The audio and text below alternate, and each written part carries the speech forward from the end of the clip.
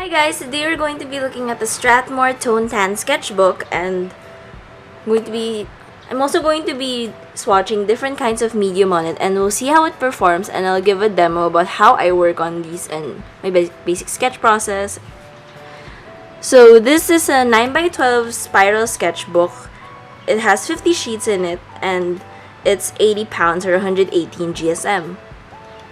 And there's a lot of paper here, and I got this for about $4.62, so I think that's like 220 pesos or close to that price, which is pretty good since it's big and it has a lot of paper.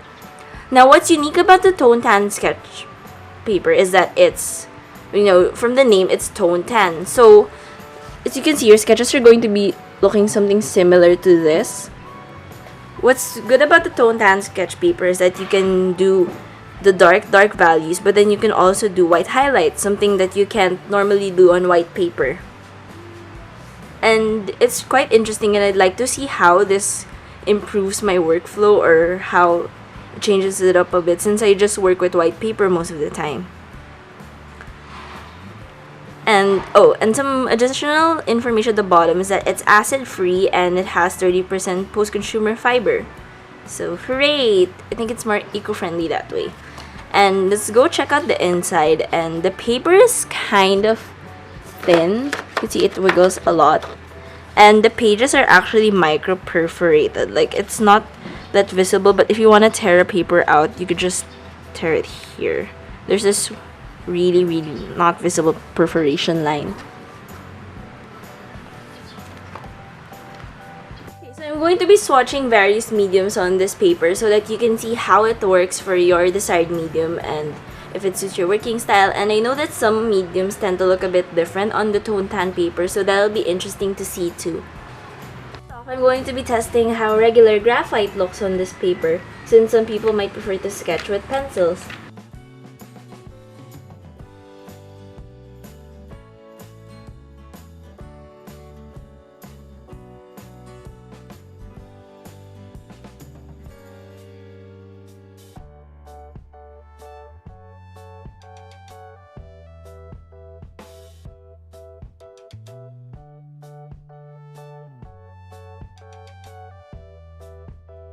So yeah, so if you like pencil rendering, this paper will work out for you. And I'm going to show what the white color pencil helps with in this toned tan sketch paper. So here I have the orb, and then I want to like make a highlight just to make it look a little more reflective.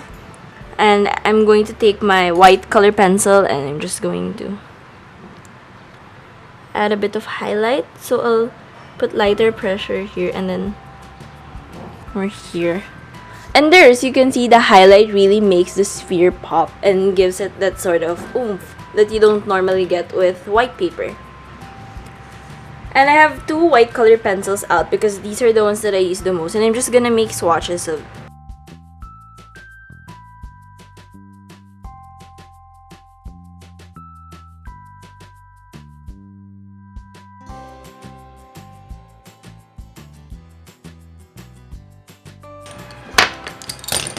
So those are for the pencils, and the next I'm going to test out are actually the colored pencils, since some people like to sketch in colored pencil.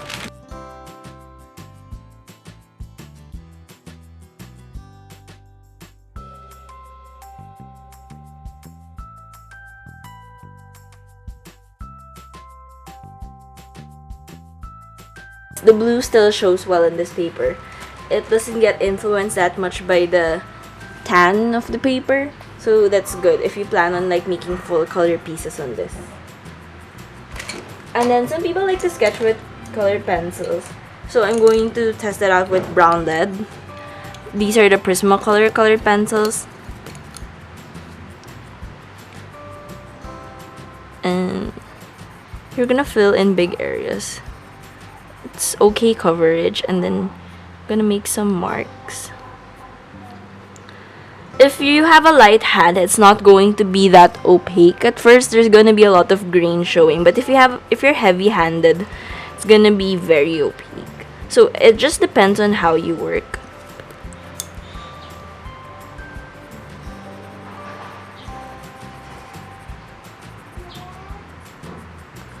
The Prismacolors kind of behave differently from the Polychromos because the Prismacolor is wax-based and then the Polychromos is oil-based.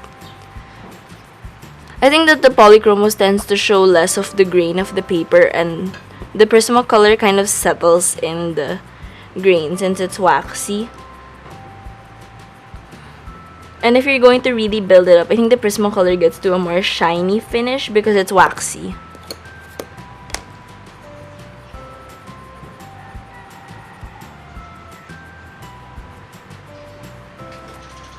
So let's try to sketch something with the pencil, and I'm just going to choose one color of the pencil and then I'm going to sketch something.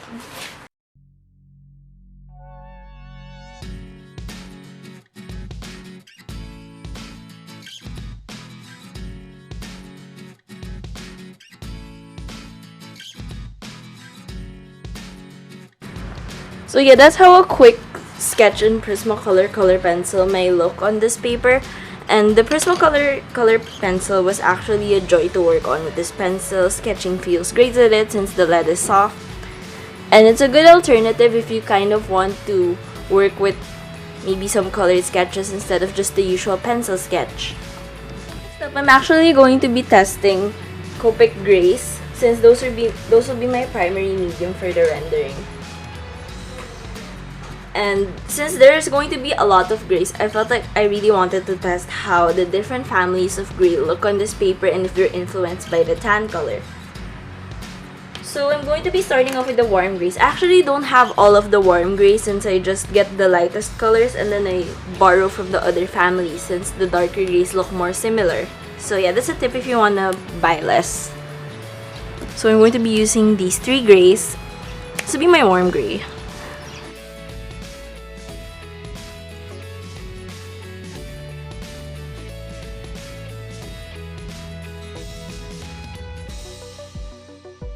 Warm grays look great on this paper since the paper is very warm from the start.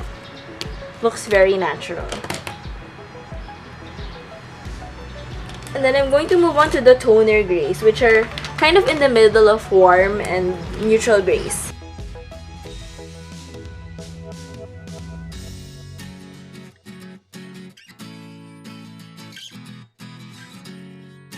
And as you can see, this one is definitely browner and yellower. Well, this one is, it kind of has that darker, slightly not as yellow feel. It's kind of difficult to describe, but yeah.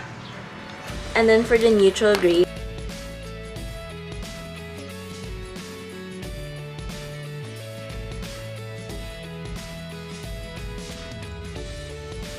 so these are the neutral grays, and obviously they look darker since I aligned the N3 box with the W1s, but these are supposed to be the ones together. So the neutral gray is definitely a lot less warm than this. So you see, this one is really in the middle of the two. And then I'm going to be testing out the cool grays.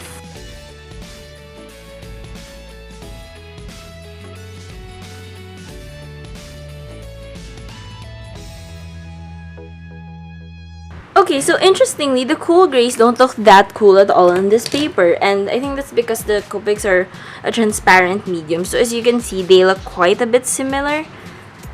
Actually, yeah, they look quite a bit similar to these neutral grays because the warmness of the paper neutralizes the coolness of the grays. So I'm going to try to post-process the video as best as possible so that you could get accurate color for these and you can see for yourself what gray you prefer. I myself prefer the toner grays and the warm grays for this paper. And then I'm just going to test what the pure black looks like. I'm using 1110 Special Black. It's the warmer black compared to the 100 black. And then let's actually try to lighten the color up with the colorless blender. So I'm gonna take it and then I'm gonna try to erase a part of the swatches.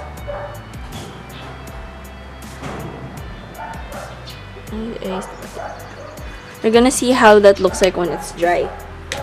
For now, let's try to blend some of the colors and see how they perform.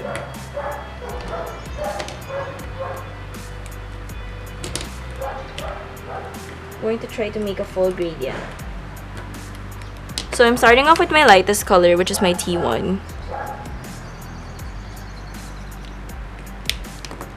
And then I'm connecting it with T3.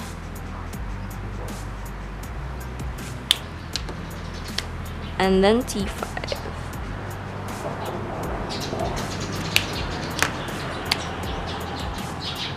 And then lastly, my T7. Though I could go darker and connect it with like an N9. Okay, actually, let's do that.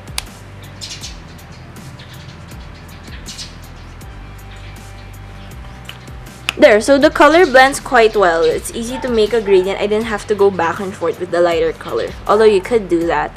And as for the colorless blender, it does lighten up some of the areas. But as you can see, there's like an outline with the ink pushed back. It creates this kind of fringe or this darker outline. So I don't think it's that advisable to erase with the colorless blender unless you're working with a sketch with outlines. This is the back of the paper, the one where I swatched the Copic markers.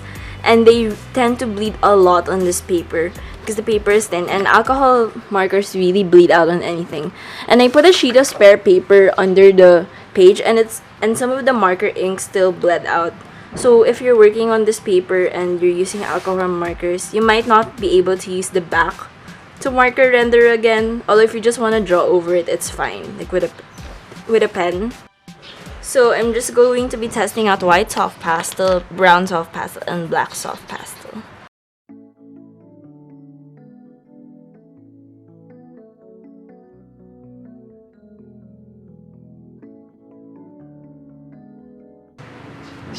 Then let's just see if we can lighten these with the white. Yeah, you can actually use the white to kind of blend it out into a lighter tone. This is nice if you're rendering skin.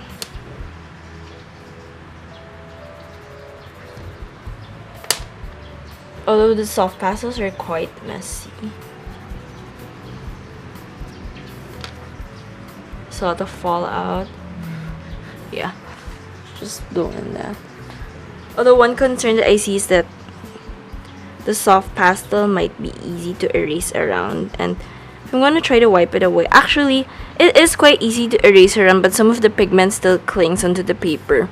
So this is good, but you might want to consider spraying your pages with a fixative if you're using soft pastel and you don't want them to move around a lot.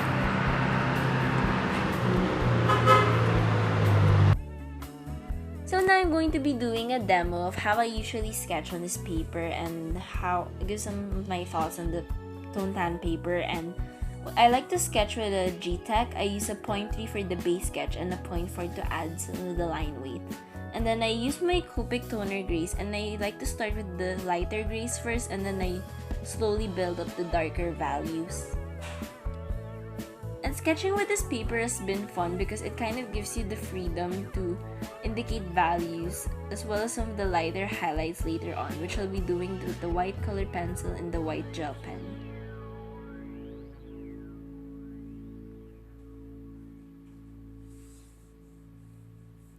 I'm doing some jellyfish studies for some homework.